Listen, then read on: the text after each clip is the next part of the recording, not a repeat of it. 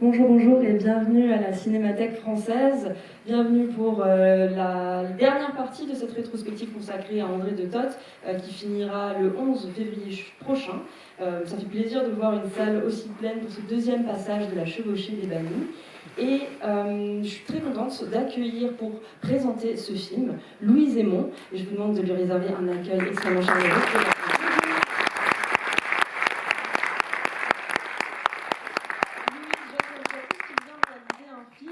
L'Englouti, qui est en salle depuis décembre 2025 et que vous pouvez encore retrouver dans quelques cinémas, le MK2 Beaubourg, le cinéma de l'Épée de Bois, le Lucernaire, le Grand Action. Donc voilà. Quand on a su que La Chevauchée des Bannis était un film qui l'avait inspiré, ou en tout cas un film important pour elle, on nous a tout de suite proposé de venir vous en parler. Et donc j'espère que après cette séance, eh bien, vous irez trouver le temps d'aller voir son film. S'il vous plaît. Merci beaucoup, je t'en prie.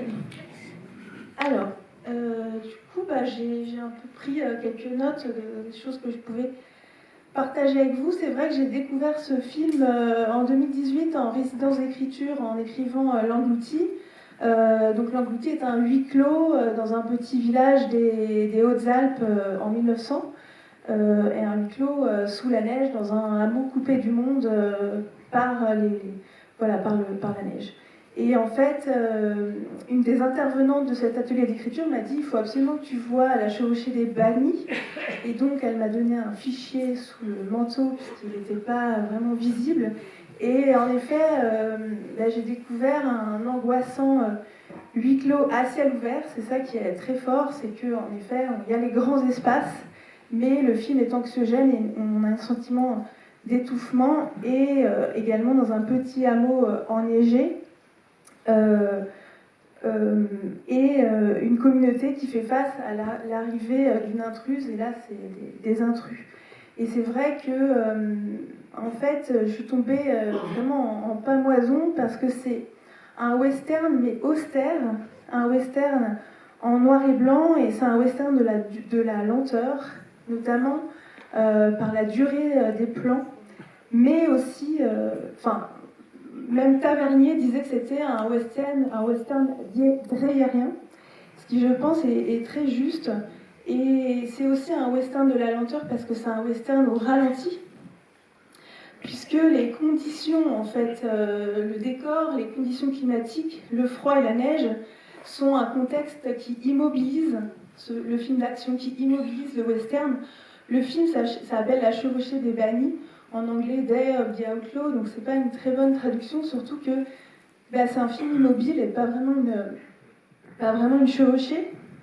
Donc c'est un huis clos immobile, glacé, et ce qui moi m'avait fait rire, et à la fois j'avais trouvé ça poétique et fou, c'est que tout est au ralenti aussi par le froid et la neige, et par exemple les chevaux ne peuvent pas cavaler, ils s'enfoncent dans la neige.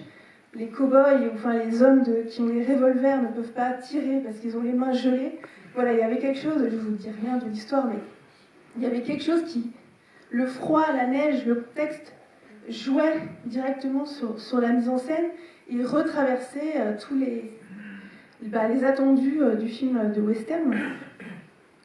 Aussi parce que la neige est un symbole qui immobilise, mais c'est aussi... un symbole un linceul en fait. La neige, ça recouvre tout et on attend le printemps.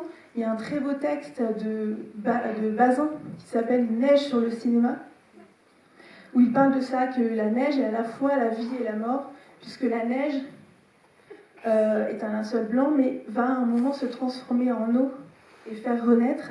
Et je trouve qu'on sent ça dans le film, parce que aussi... De Toth a fait le choix du noir et blanc, alors qu'à l'époque les westerns étaient vraiment en couleur, et il l'a imposé.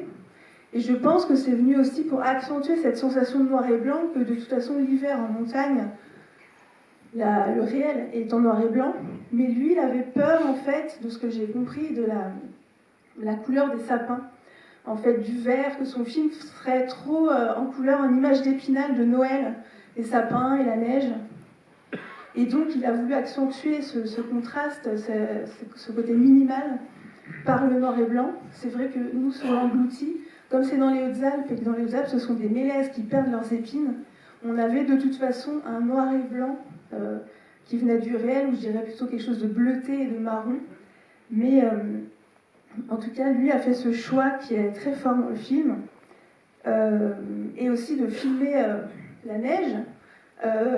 Marine Atlan, qui est la chef opératrice de mon film, qui est là dans la salle, me disait quand on préparait le film, enfin mon film, que la neige est l'élément le plus réfléchissant qui existe, donc le plus dur à filmer. Et De Toth a fait ce choix fort de décor naturel. Voilà, il a imposé ça à la production, il ne voulait absolument pas tourner en studio comme on lui suggérait. Il voulait partir dans les montagnes de l'Oregon en hiver, et ça c'est quelque chose qui est très précieux dans le film, puisque les éléments, en tout cas les extérieurs, tout ce que vous voyez, la brume, la tempête, la neige, tout est vrai, et donc apporte aussi et conditionne le jeu des acteurs, puisqu'ils n'ont pas à singer le froid, ils n'ont pas à singer le vent. Voilà, il y a des choses qui sont... Pardon ? Ah, j'ai cru que quelqu'un me parlait. Voilà. Notamment, je sais que le premier jour de tournage, ils ont eu une énorme brume, beaucoup de neige, et en effet, l'idée c'était du coup, mince, on ne peut pas tourner, et lui a dit, si, on va faire telle scène où il y a besoin de cet élément-là, on ne va pas faire les scènes qui étaient prévues pour le premier jour de tournage, et il a profité de ces éléments-là, et il avait une équipe qui l'a suivi, et donc les acteurs sont vraiment plongés dans ces conditions-là. Et c'est rendu possible aussi, je pense, parce que c'est un huis clos. Et que donc tout se passe toujours au même endroit, avec les mêmes personnages, et la plupart du temps toujours habillés pareil. C'est la même chose que j'avais mis en place dans l'outil pour pouvoir profiter des changements de météo qui sont très forts en montagne, qui changent tout le temps. J'avais aussi fait ce choix de me dire, mais en fait, si j'ai un huis clos, toujours les mêmes personnages, toujours habillés pareil, on va pouvoir accueillir les accidents, accueillir les changements et profiter de ce que peut offrir la nature à la pellicule, au cinéma, enfin à la pellicule dans son cas. Voilà, ensuite je vais vous parler d'une scène, sans trop en révéler, mais qui, je pense, m'accompagnera à toute ma vie, qui a été un choc. C'est une scène de bal qui a lieu dans le film, et pour moi, c'est du pinaboche avant l'heure.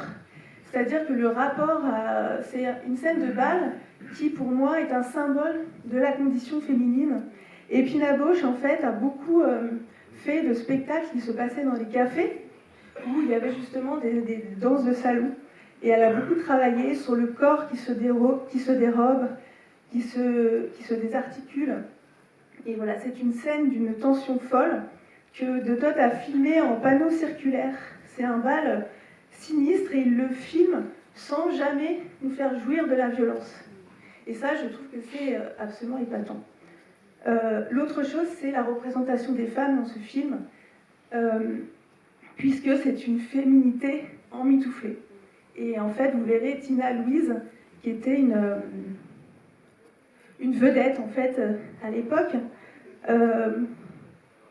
On la voit dans son grand manteau noir, dans sa cape, et donc c'est comme une figure, comme ça, une silhouette qui ressort très fort sur la blancheur de la neige. Et je trouve très amusant de pouvoir lire que les producteurs voulaient qu'elle soit beaucoup plus dénudée. Et en fait, André De Toth a dit « bah non, il fait froid ». Et en fait, il n'a jamais cédé. Et je trouve ça très... Enfin, c'est quelque chose qui est... Enfin, le film aurait été vraiment nul si elle avait été en manches courtes et en décolleté. Et pour la petite histoire, du coup, les producteurs se sont dit « mais comment on va vendre ce film à nos spectateurs qui veulent de la chair fraîche ?» Et du coup, ils ont fait une fausse affiche, en fait, où elle est en guêpière. On voit son décolleté et ses bras. Enfin, c'est vraiment ridicule.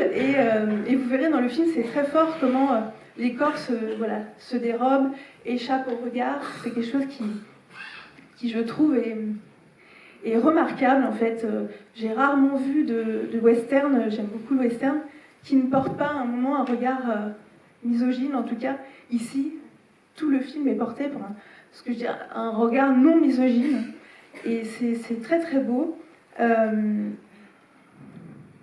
que ah oui, j'ai encore un truc à dire. Le scénario, donc... oui, moi je crois que si je parle un peu du scénario, je vais trop en dire. Mais en tout cas, c'est un film qui montre la violence, la cupidité et voilà, un jeu d'alliance et de violence entre les hommes avec les femmes au milieu. Et je trouve qu'il montre le ridicule et la fatuité de ça de manière magnifique. Et ensuite, l'isolement, c'est un film sur l'isolement. Il a donc imposé sa méthode de tournage en décor réel. Et il a de fait plongé son équipe dans la même situation de réclusion, isolée par d'importantes chutes de neige.